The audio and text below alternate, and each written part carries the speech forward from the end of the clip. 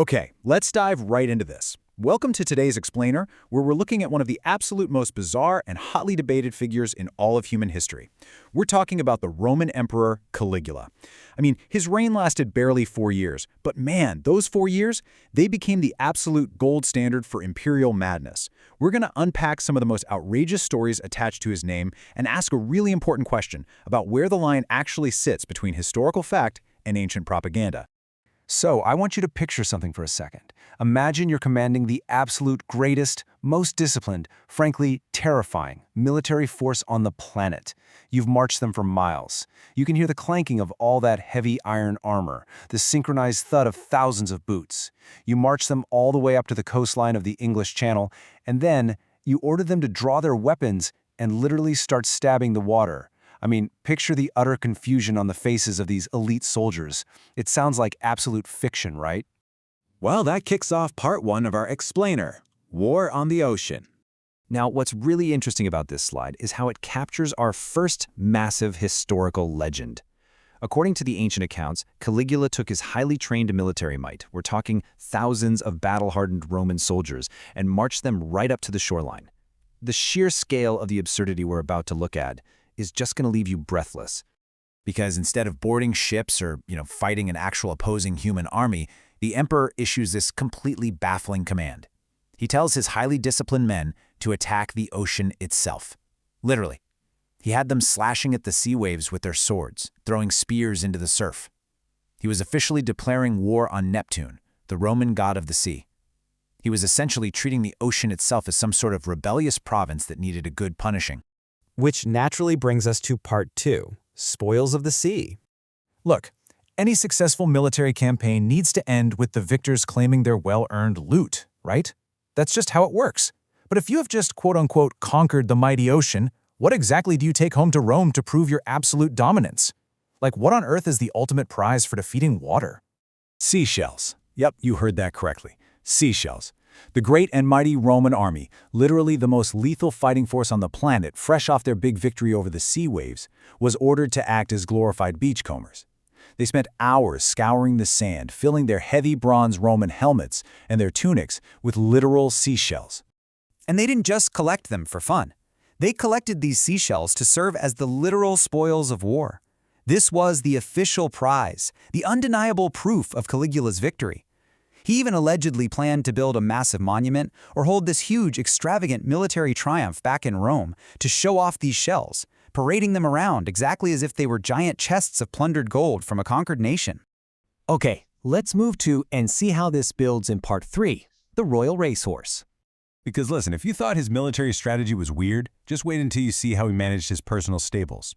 Meet Incitatus. This was Caligula's absolute favorite racehorse. But Incitatus wasn't just kept in some nice barn. Under Caligula's rule, this animal lived an unbelievable lifestyle that rivaled and honestly often exceeded the lives of actual Roman nobility. Just take a look at this number, 18. That is the number of human servants who were dedicated entirely to this horse. 18 actual people whose single job in life was to pamper a racehorse. And they weren't just mucking out a stall either.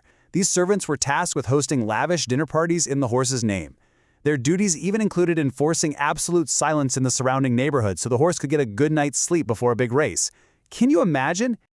And the luxury definitely didn't stop there. Incitatus slept in a custom-built solid marble stable.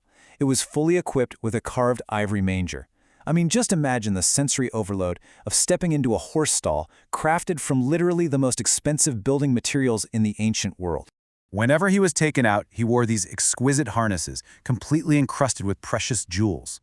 He was also draped in rich purple blankets, which is actually super crucial to note, because Tyrian purple dye was strictly reserved for royalty and the absolute highest echelon of Roman society. And his diet? Oh, he wasn't just eating standard hay. This horse was fed oats that were quite literally mixed with actual gold flakes. It's just the ultimate flex, right? A mix of massive wealth, bizarre priorities, and honestly, the ultimate symbol of a ruler who seems to have completely lost touch with reality and the actual value of currency. But here is where the story hits its absolute peak. According to historical claims, Caligula allegedly planned to appoint his horse as a Roman consul, or maybe even make him an official priest. Now, to fully understand the weight of this, a Roman consul was one of the highest political offices in the entire empire. We're talking about the guys who commanded armies and presided over the Senate. Suggesting a horse could dictate the laws and religion of Rome, that was an existential insult to the entire empire. Which brings us to our final section, Part 4, Madman or Master Troll. So hearing all of this, it is very, very easy to draw a simple conclusion about his mental state, right? But let's pause for a second. Let's zoom out and look at the actual historical context. Was Caligula actually insane? I want you to actively challenge everything I just told you. Did an emperor genuinely believe he was fighting the ocean and taking political orders from a horse? And this brilliantly illustrates the real divide in modern historical thinking. Today, historians are increasingly looking at these events not as clinical insanity, but through two very different lenses. They view it either as a massive political hit job or as a deliberate sarcastic stunt. Let's break down Theory 1 first. A lot of historians today believe that these stories were heavily exaggerated or maybe even entirely fabricated by Caligula's political enemies after the fact. You have to remember, the history we're reading today, it wasn't written by impartial observers.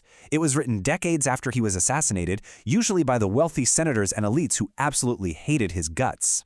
The goal here was simple and honestly brutal. They needed to completely ruin his reputation forever. By circulating these totally absurd tales of seashell armies and gold-eating horses, his opposition could successfully paint him as dangerously insane. And that perfectly legitimized their efforts to oppose him and take him out. It was a highly targeted smear campaign, and frankly, it was unbelievably successful, especially considering we still believe it 2,000 years later. But then there's Theory 2, and this one is arguably even more fascinating.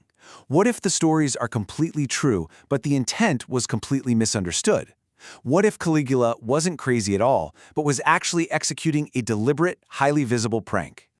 Just think about it for a second. If you have utter contempt for the current politicians, what better way to show it? Treating a horse like a politician was very likely Caligula putting on a piece of biting political theater. It was his sarcastic, highly public way of forcing the haughty elite Roman senators to bow and show deference to a literal farm animal, just to humiliate them. He was basically telling them, you guys are so incredibly incompetent, literally my horse could do your job. So the crucial point is this.